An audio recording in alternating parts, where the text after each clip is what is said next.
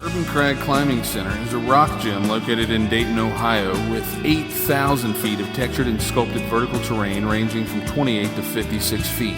For more info, go to urbancrag.com or call 937-224-CRAG. My name is Mark Winkle. I'm a financial, environmental, and legal research consultant. I've been doing environmental consulting since 1990, specializing in document and database research concerning hazardous waste and the toxic health effects of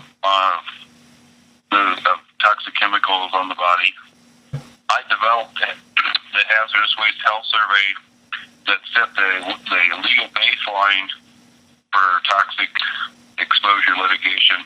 Okay. That was tested back in the 1980s in Catalina City, California, against Dow Chemical. Was highlighted in the movie Aaron Brockovich.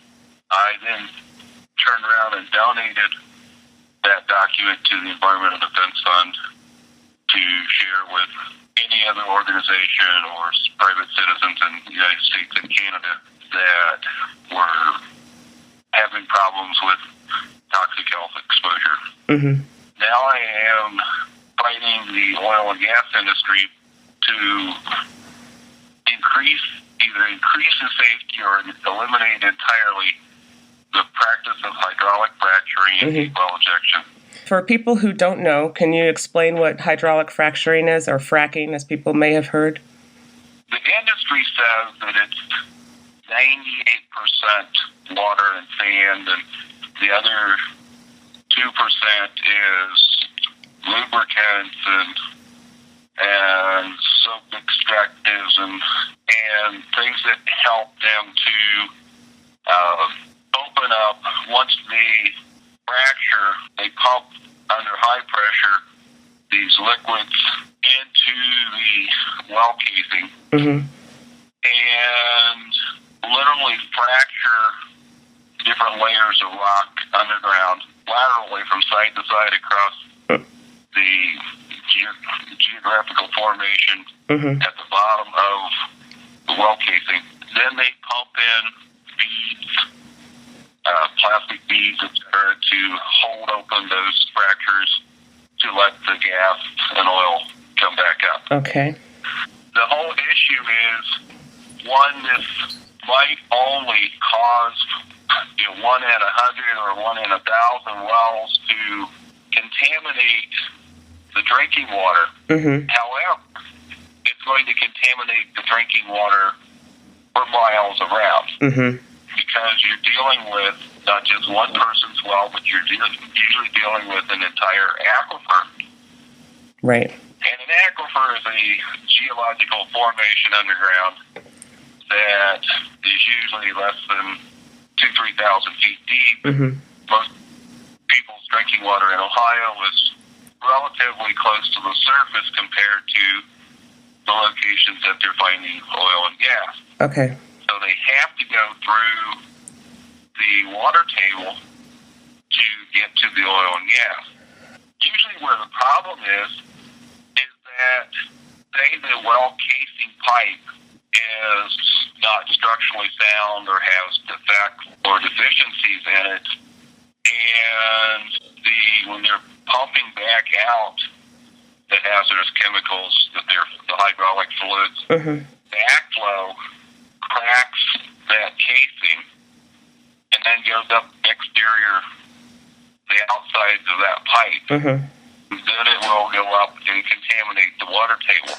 Okay. And that they found is that when they pump these fluids down into the ground, it creates such a pressure underground that it not only cracks side to side, but it will also crack up the length of the pipe, which is why they have to make sure that they cement around the well casing.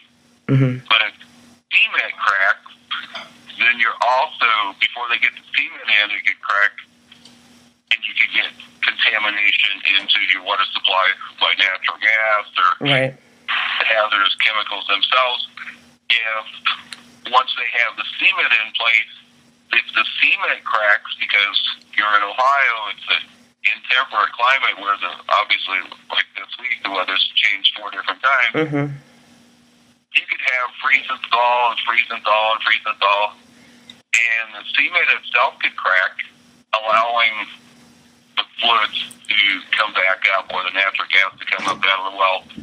So the issue is that you're putting chemicals in the ground. We don't know what you're putting in the ground. Mm-hmm. The first responders don't know what you're putting in the ground. Yeah. The medical teams that are trying to resolve the medical emergencies as a result of exposure don't know what you put into the ground.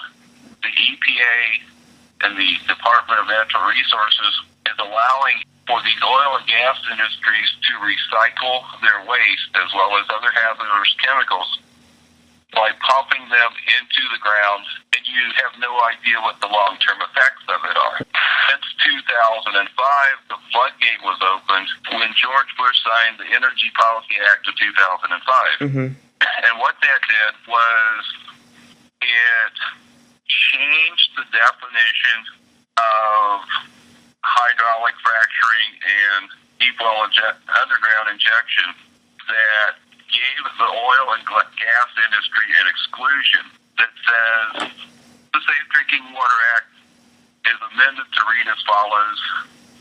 The term deep well injection, Mm-hmm. A, means the subsurface emplacement of fluids by well injection, and B, excludes the underground injection of natural gas for the purposes of storage, and item 2, the underground injection of fluids or proppant agents other than diesel fuels Mm-hmm. pursuant to hydraulic fracturing operations related to oil, gas, or geothermal production activities. Right. So it didn't, the Safe Drinking Water Act had never originally covered the use of or the practice of hydraulic fracturing, but they used this opportunity to allow an exemption. Right. That said, well, you can now do it, and we're covering it, but we're allowing it instead of prohibiting it. Is that also, I've heard that's also been called the Halliburton loophole?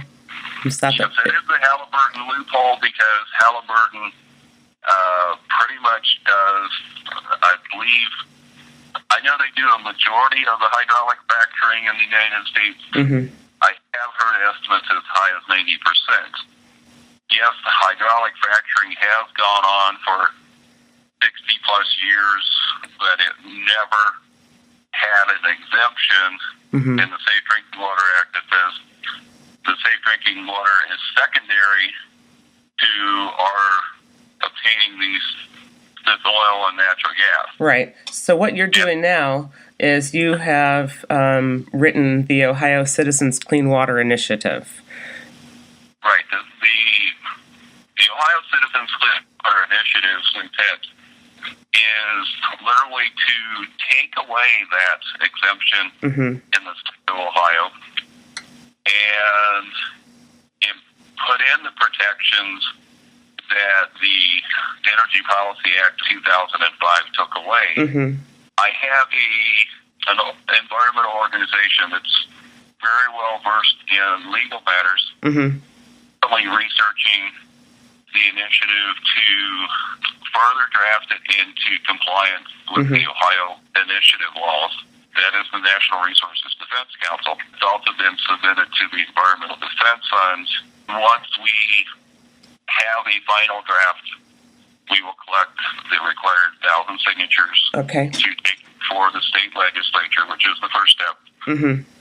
I have no doubt that they'll reject it because they were pretty much bought by the oil and gas industry on the last piece of legislation. Then we will need to collect 105 to, they always say you want to collect 50% more signatures than you need because if they're not a registered voter, then you lose that vote. Mm-hmm. You lose that signature. Mm-hmm. So we would need between 105 and 160,000 signatures.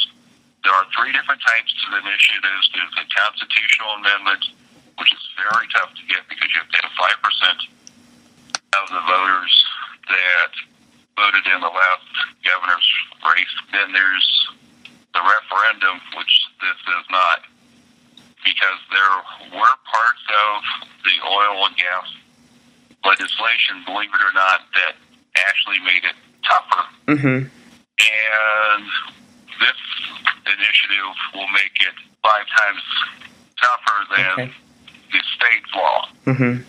This basically says if you're going to do this, we're going to make it a crime because you are intentionally contaminating the Earth's substrate, and you don't know what's going to happen in the future. Mm-hmm. But the potential is that someone is going to get cancer or respiratory problems down the road, and rather than just make this a civil matter, you've done this intentionally.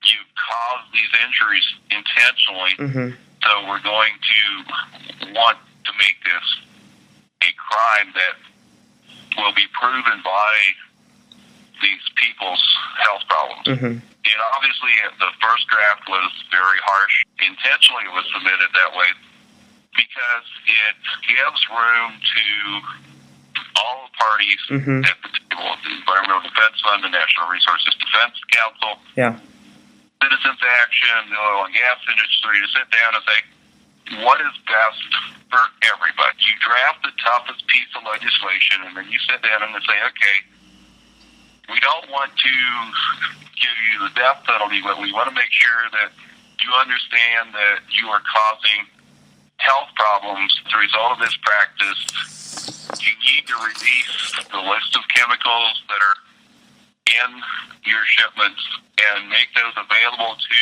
the first responders and the medical team so that they can take care of the medical issues as in response to exposure.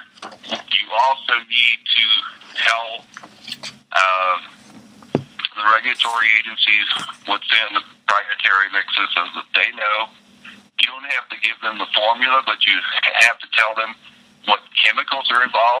Most of the fracking that happens in Ohio happens on the eastern side of the state. But recently, I think earlier this year, Cincinnati banned the waste injection wells. I guess that the southwest region is not actually good for fracking itself, but good for the waste wells. Is that correct?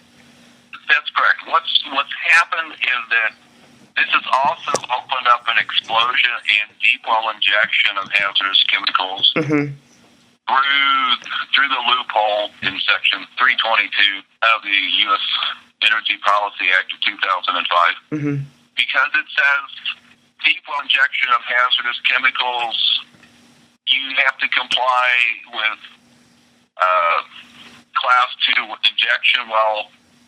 However, the states mandate the enforcement, and what the Ohio Department of Natural Resources has said with this legislation and their enforcement of it is, we are going to adapt the permit to the well drillers and the operators' needs.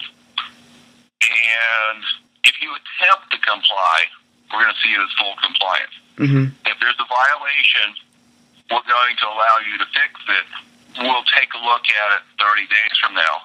Well, what we're saying is this is not a great practice because you have all of these chemicals that you're getting in from not only the oil and gas industry for deep well injection, but manufacturing sites around the state and probably from New Jersey, New York City, the Northeast corridor, where a lot of these hazardous chemicals are coming down because they don't have a lot of deep well injection.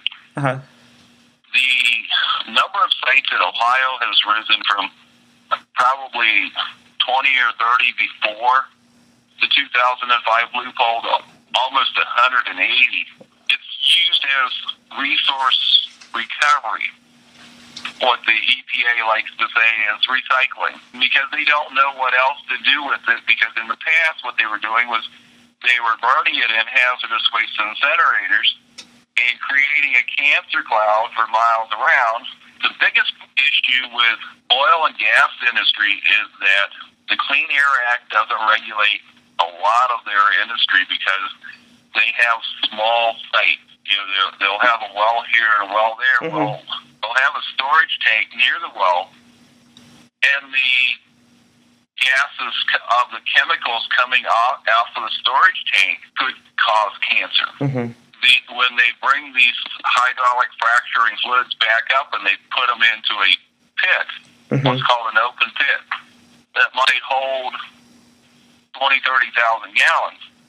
If that pit leaks into nearby stream and your animals drink from it, they're drinking hazardous chemicals. The gases coming off of those chemicals can cause you respiratory problems and Mm-hmm. can cause you cancer and Parkinson's and a whole laundry list of health issues. Mm-hmm. This is a double whammy legislation initiative that says don't put anything hazardous in the ground that is going to cause or has the potential to cause long-term health problems, including death. Just don't do it because you don't know what is going to happen. You don't know what has happened Mm-hmm. as a result of it in the past. Quit making excuses. It's not safe. It's never been safe. Find a way to recycle this hazardous chemicals Mm-hmm. in-house, on-site, from the manufacturing point of view. Find a safe way to recycle the oil and gas waste from the well without hydraulic fracturing Mm-hmm. hazardous chemicals. On the western side of Ohio, for instance, there was a company recently issued a permit outside of Yellow Springs, Ohio. Mm-hmm. I researched it on behalf of some people up there Mm-hmm. and spoke with the Ohio EPA, and they basically said, why are they drilling a dry hole? And I said, what do you mean? They said, well, that was capped back in the late 80s, and because there wasn't enough supply coming out of it to make it economically viable. Mm-hmm. The company couldn't pay their bills with what was coming out of the ground, so they capped it. And they said that well hasn't produced since the 1990s. Mm-hmm. So what has happened is that company had the same situation in southern Michigan with a dry hole and converted the permit into a deep well injection well. Okay. Where they are taking in oil and gas chemicals, hazardous chemicals from fracking operations all over Michigan, Mm-hmm. and pumping it into the ground to make profit off of that well. My fear is that they're going to try to do the same thing with the well outside of Yellow Springs if it cannot be brought into profitable production. Mm-hmm. That would be a sad day because I was born and raised in New Graw, Mm-hmm. and just recently in August moved down to Athens, Ohio from Springfield, Ohio, a stone's throw from Yellow Springs. Mm-hmm. Glen Helen is one of my favorite nature preserves in the United States. Yeah. I would hate to see the people in that county put through another environmental fight because of grief. So, what do you want people to do then? You've written this initiative, and you're still kind of in. Have you started bargaining stages, or when do you have expectations of what year this is going to be on a ballot, or what should people be doing? We're looking to put this on the ballot next year. Mm-hmm. It is in the process of being rewritten from a legal point of view as to what I would like to call the heavy hitters in the environmental organizations in the United States, Mm-hmm. The Environmental Defense Fund and National Resources Defense Council, Mm-hmm. as to what will pass in Ohio. Once the initiative is redrafted, we will submit it to the Attorney General, Michael DeWine, Mm-hmm.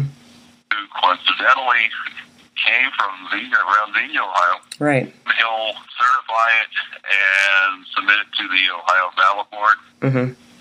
We will then, once he certifies it, we'll gather signatures, the first 1,000 signatures, and submit it to the state legislature.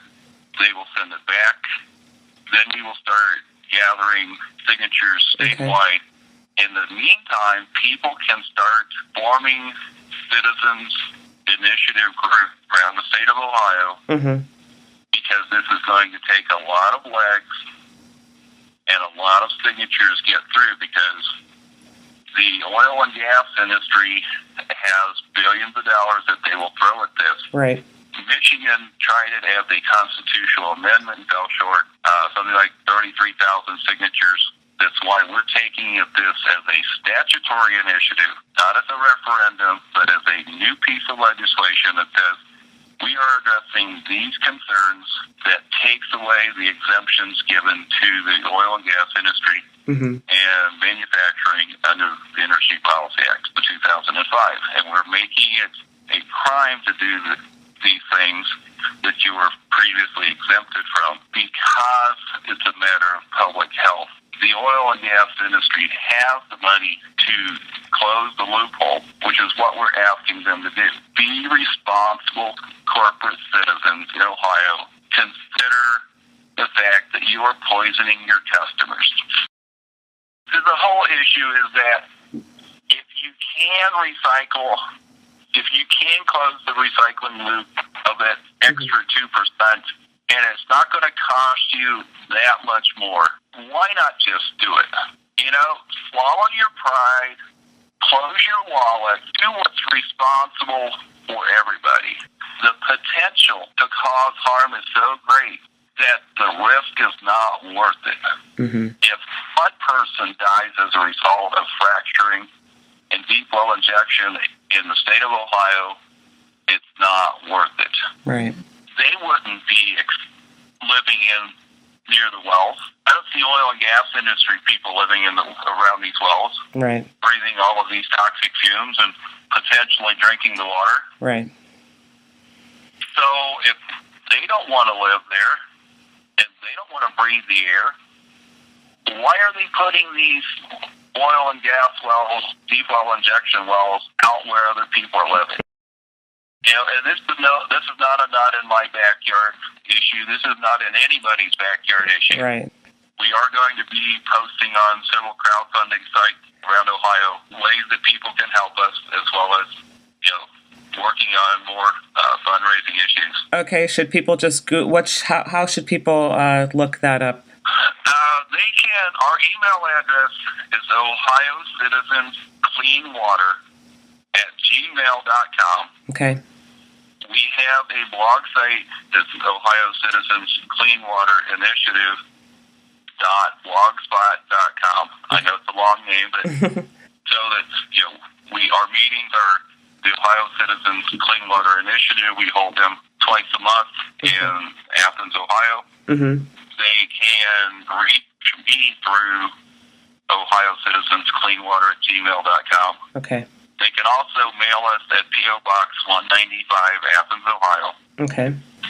45701. They can, help us in a variety of ways by setting up their own organization to help us collect signatures, to volunteering to take petitions around the neighborhoods and collect signatures.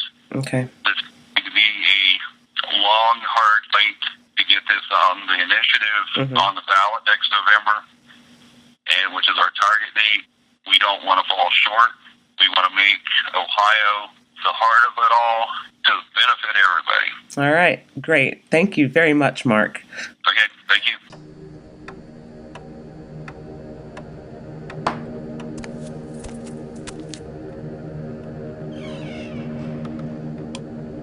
Where have you been? I was shopping. You've been out with Ruben, haven't you? It's all over your face.